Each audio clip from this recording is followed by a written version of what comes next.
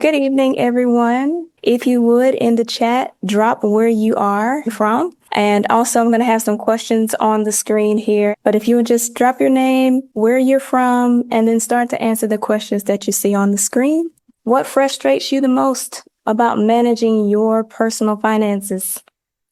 That's the most frustrating thing about managing your personal finances yourself. Thank you guys so much for being engaging and interactive. Please keep that going. I have a short presentation prepared, and all throughout, I'd love for you to engage. You type in the chat. It's not a formal thing. We're just going to have an open discussion about getting our bags right and how that relates to service. First, I'll take a little bit of time to introduce myself.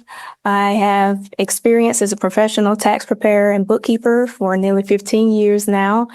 And in that time, I've had the privilege of assisting hundreds of business owners to 5x their revenue and streamline their cash flow and business finances. In my own both ventures, I've been able to secure $500,000 in business credit over a few businesses that I've owned. I'm certified in traditional bookkeeping, but also in profit first accounting, which is what I recommend to small business owners. And I'm passionate about simplifying and helping business owners thrive, but not just business owners. Anyone who wants to do better with money, I'm passionate about helping them. And so my mission is to help as many entrepreneurs, especially service-based business owners, that positively impact humanity, which I call change makers. So that could be churches, nonprofits, sororities, fraternities, business owners that offer some service or product to the world that betters humanity at large, or individuals that feel like they better humanity at large. So I feel like I offer financial services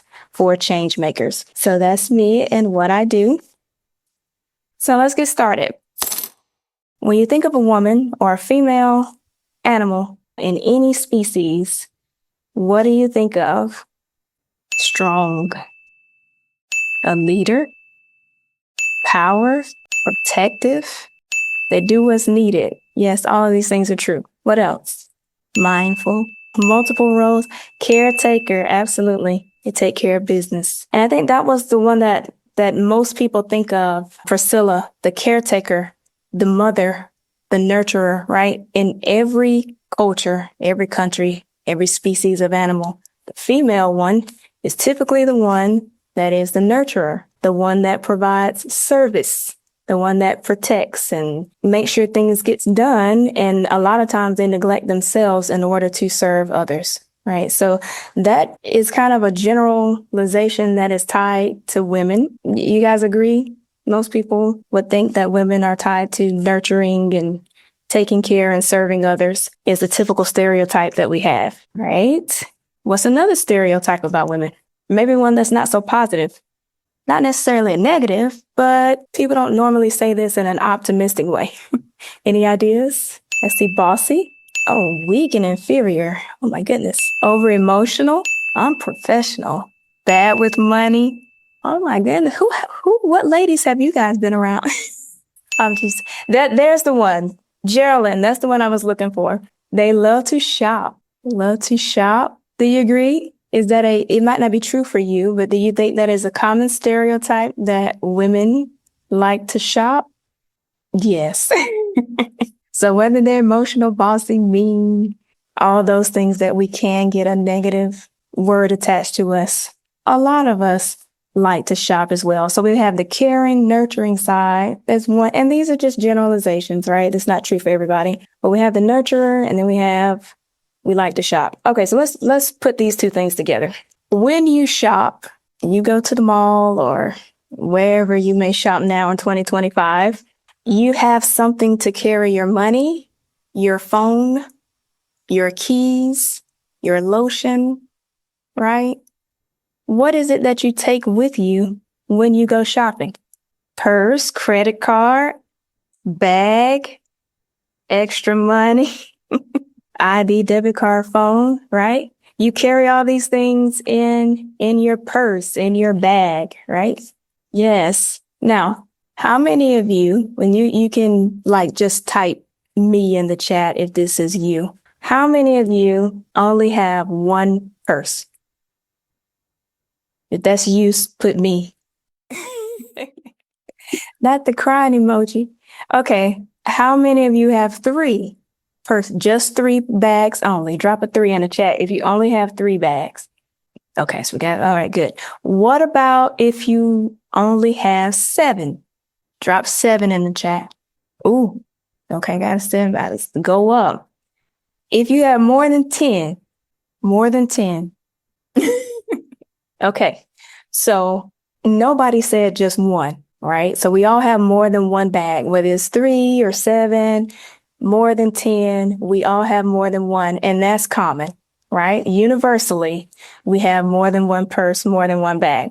So I thought that it was quite clever of Madame Basilisk Bird to combine service and bags as the theme, because those are 2 things that most women all have in common. We all serve. We all have a lot of bags. And just for a few minutes, I am going to be talking to you about getting your bags right through service. Okay. And that's not just right as in opposite of left. I mean, right as in correct, right as in order, right as in righteous. So the first R, but R is your relationship with money. You need a good relationship in a marriage, in a friendship, in a business partnership, in any kind of relationship. If it's going to be a good one, then you have to check in with each other. You have to know what is going on in each other's lives. You have to be aware, be conscious. You have to see each other if necessary. If it's that kind of relationship, you might even touch each other if appropriate, right? But you have to know each other, and you have to have a good relationship with money as well. So I want you to ask yourself, do you know these things about your money? Do you know your money metrics? Are you aware of how much you have or don't at all times? Do you know your net worth? Do you know exactly how long you could survive if your source or sources of income stopped today? And those are the kind of things that we should know if we're going to have a good relationship with money. We need to know these things about our own money that we possess or that we have access to. So having a good relationship with money means knowing these things. And the most practical way to do that is to start a budget. And I know budget is the word that no one likes, or most people don't like to hear. But a budget allows you to see and be in control of how much money is being allocated where. So your money is not controlling you. You are managing it, which is like a good relationship should be. The woman in charge. So you want to make sure you have a budget, because the budget helps you have a good relationship. It helps you know the answers to those questions that we had on the previous screen. So here is one recommendation for how you can establish a budget. And I do recommend this book that you see on the screen. This is The Richest Man in Babylon. Let me know in the chat if you've ever heard of this or read it, The Richest Man in Babylon. This is a money management book, but it's written like a parable. And it's kind of like written like a Bible story would be, but it's not biblical, but it's written in that kind of style. Okay. And it teaches budgeting in a clever way using percentages. All right. So you'll see 10, 20, 50, 10. And then that way, no matter how much or how little your wealth is right now, whether you have a fixed income or you have a scalable income, you can put this strategy into practice. 10% pay yourself, top of the list. 20% to debt if you have debt. 50% for expenses, and then 10% for service, charity. See the connection? Service, finances. They do go together, okay? So we've got 10% for yourself, 20 for debt, 50 for expenses, 10 for service, because service is still necessary. Now, each budget in this book, each budget has its own bag, and they actually say that in the book, which is funny. Like you have a little coin bag or token bag, it says. So in this case, you would have 4 separate bags. And every time you get some money, you would split it out accordingly and put money into each of the 4 bags. Now, that was in Babylonian time, right? Now, as the kids would say, in the 1900s, this was known as the envelope system. You take some money and put it in envelopes, and you have it earmarked for certain things. It works great for cash. Absolutely still works. If you have cash, envelope system is phenomenal. It's the same concept. Okay, so you guys with 10, 11, 12 purses in your closet, you can do this great. But so you have the 4 buckets. If you follow this one, each thing gets its own section. Each envelope would get this amount of cash. All right. But now it's 2025 and you may not have cash like that, or you might not want to have cash that way. So you can actually do this in your bank account in certain banks. So in 2025, you have vaults. And particularly SoFi, I recommend is one bank account, but within the bank account, you can establish vaults. So you can set up the 10% vault, 20% vault, 50% vault, and the 10% vault. And it also bears interest, which is great. Okay. And that's all internal. So you can see it separated out, but the world is just one bank account. So that would be the 2025 version. I do have a link for SoFi. If anyone is interested in that, I can drop it in the chat. With that link, you get an extra $25. So if you open up a bank account with SoFi, you can get $25. And again, it does allow you to do the vaults. You don't have to do just 4. You may say, I want to have one for my grandchild. I want to have one for Christmas. I want to have one for vacation. I want to have one for my honeymoon or my anniversary or whatever. You can set up a bucket or vault for anything and earmark that money at any given time. I will tell you too, for all the business owners out there, you can do this for your business as well. There is a business bank that will do this for you too. It's called Relay Bank. It does the same thing. It allows you to set up as many accounts as you want, up to 20, free, no fees.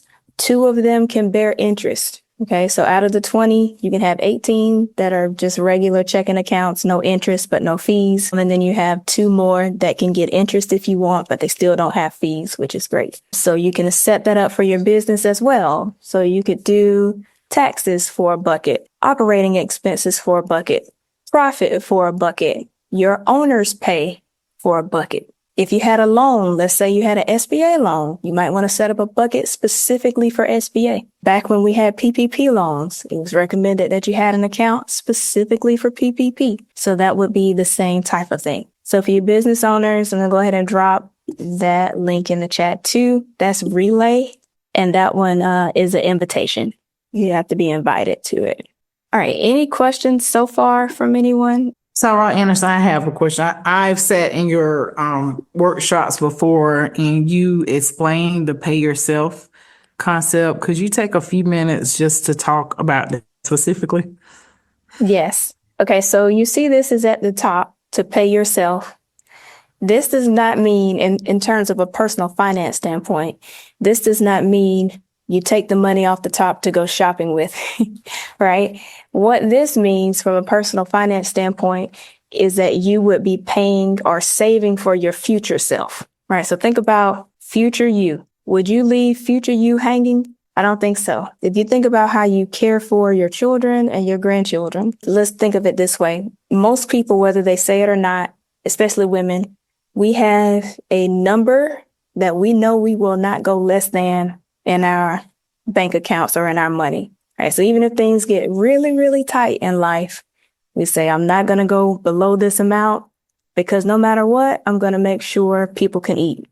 So because you have that mindset about taking care of other people, you need to have that same mindset of service for yourself, but it's your future you. So this 10% is actually a saving and investing type of 10%. Like, just think of it as retirement for when you are not as young and as agile and healthy and, all those things. We can just get out and make more money. You're doing this for that person now. And you do that before you do anything else.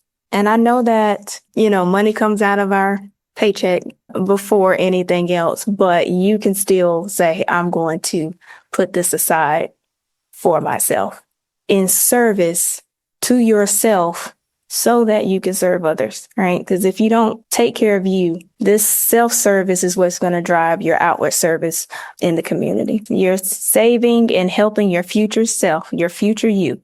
All right. So the next one is I. We've kind of said invest, but interest. Interest. Einstein said compound interest is the eighth wonder of the world. It either works for you or it works against you. And that is so true. If you have money and your money is working for you, compound interest is the wonderful thing. A lot of people said in the opening of the lesson or the workshop, they said, I want to pay off my credit card debt in the next 3 months. You know that compound interest is terrible when it's on a credit card, and on loans, it's compounding on you daily, and it feels like you can't ever get ahead when you're making minimum payments. And so it either works for you or it works against you, but it still grows basically exponentially no matter what. All right, so here are some ways that interest can work for you. What can you do to make interest work for you? And this is a part of that 10% for that future you. You need to have a high yield savings account. High yield meaning high interest rate. And SoFi does have one. If you saw it at one time, it was 4.75%. You can see what the current rates are. Immigrant Direct is one that wealthy people use that is not widely known. Y'all write this down. Immigrant Direct. So I do taxes for people of all income circles. Okay. And my wealthier clients, I pay attention to what wealthy clients do, and they are using Immigrant Direct. So I write that down. High interest savings account. Dividend paying stocks, not just any stock, not just the name that you know, not just Amazon, Apple, Nike, household names. No, there are stocks that may have a name you've never heard of. It might even be foreign. But you want stocks that pay dividends monthly, quarterly, annually. That's going to compound and work in your favor. And then the best thing you can do is investing in yourself. And by that, I mean a business of some sort. And a business means you can take something you're passionate about doing, turn it into a business so you can offer that product or that service to others and serve humanity, right? Because if someone will consume that product or if someone needs that service, then you're serving people. Right. So these finances and service, it goes together. So this is I for interest. Right. G is gratitude. Everyone know the secret to attracting more wealth? Bags get right extremely quick when you are grateful for what you have at the moment. Right. You are happy and grateful for what you have right now. When you feel and act like you have everything you need, that's when everything you want comes to you. So I have a little hack for this too, because I try to, if we talk about something, in theory, then I want to give you a practical tip. Hopefully you feel like you've gotten some of that so far. So the hack for this is every time you touch any kind of money, could be a credit card, debit card, a check, coins, cash, any type of money or representation of money, anytime you touch it, smile and say thank you. That's your hack every time, because it is impossible for you to feel down or depressed or unsatisfied or feel like you don't have enough or feel like you're lacking. It's impossible to do that while you're smiling and saying thank you. Don't believe me? Let's try it. Go ahead and do it right now. Smile and say thank you and see how you feel when you say it. It literally makes you feel better. So that's the hack. Wealth comes to you just by doing that. So that's the attraction, right? So I've given you the attraction hack. The next one is H, which is helping others. So you know how to attract wealth. Now, if you want to multiply your wealth, you need to help other people, right? So this is the service. Help others. I do feel like, and I want you to understand, I went R.I.G.H. I know this is the fourth one. And yes, I do believe they are in order of priority. So yes, the relationship, your personal relationship and paying yourself first is number one. Then that can earn interest. Be grateful and help others, right? So I know everyone may not agree with that. They might say start with helping others, but I promise you, you can help people so much more if you have those first three in order, or at least that's my philosophy. So I think I said that in the right order. Get your relationship right, your budget together, and you will have a bag that's reserved for charity. There will be a bag, a bucket, a vault that's actually already set up to do this. Even in the Babylonian era, there was a 10% that was set up for charity. So this is your multiplier. Okay, so ways to serve financially: donating to a charity, religious organization, helping someone in need, supporting a cause that aligns with your vision or something that you value.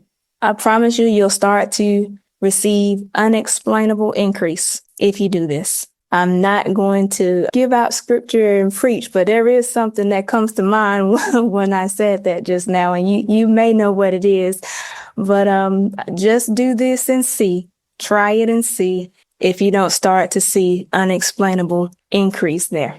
And the very last one, because we said we're getting our bags right. So the last one is T for teach. And this is actually one of the greatest acts of service one can do, to take the time to not just help someone financially, which was the H, but to give someone knowledge. So when you learn something money-wise, a tip, a strategy, a hack, share it. Don't gatekeep. Let somebody know. You don't have to be an expert. I'm not an expert. We're all learning, right? When you pick up on something, share it. These kids are on here because you need to tell your children first, and you can tell them at that age or younger. There's no too early to start having these kind of conversations.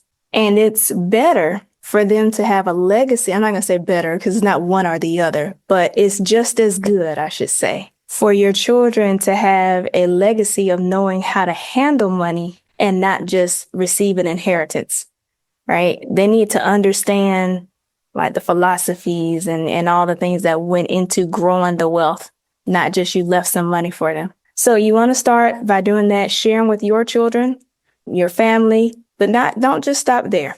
Don't stop there. If you have any kind of platform, and everybody has a platform. If you have any kind of platform, talk about it. Share what you learn at any given time. You read something interesting, spread the word. And then as we share with each other, then we all can grow. All right. And that is our reasonable service to do that. Okay. One thing I would say that I do, we should teach our children these things and anybody that we can. And so I'm going to give you guys the opportunity to do that now. I'm sure there is at least one thing that you know about money that could benefit somebody else. And don't worry about if you think they heard it before. Just drop it in the chat. Anything that you know about money that you felt like was a good thing that you know, share it in the chat right now. Right. While you're doing that, I'll just recap, because that is the presentation, and I'm going to open up the floor for discussion and questions and things of that nature. But sisters, if you're going to get your bags right, you need to have a good relationship with money. Make sure your money is earning interest. You're investing in good stock. Invest in yourself. Invest in high yield savings accounts, stocks with dividends. You're seeing your sorors and your sisters in the chat are telling you annuities, mutual funds. They're giving you ideas, bonds, things that you can invest in. G, practice gratitude daily. Okay. When you touch money, smile and say thank you. Help others through giving. And if you had your relationship right, then you have a allocated amount that you can give for service. It may not be 10% right away, but in your relationship, you should set up some certain amount that you're allocating for charity and service. And then lastly, teach. Teach what you know about financial literacy as much as you can. All right, Sora, Madam Basilisk Bird, that's my presentation. If you want to connect, my information is on the screen. And Madam Bird, you can close us out whenever you get ready. Thank you, Sarah Anderson. So I just want to add that this was a very thorough presentation, a lot of nuggets in a small amount of time. I'm just studying, taking notes and writing down information and checking out those links. Really good information, Sarah. Thank you. Thank you. I appreciate it. Thank you for the opportunity. Again, her information is here. If you want to ask any additional questions, please reach out to her. Thank you again, Sarah Anderson, for your time tonight and your wealth of knowledge pouring into your sisters. We so appreciate you. Thank y'all so much for joining us tonight as well. Y'all have a great night.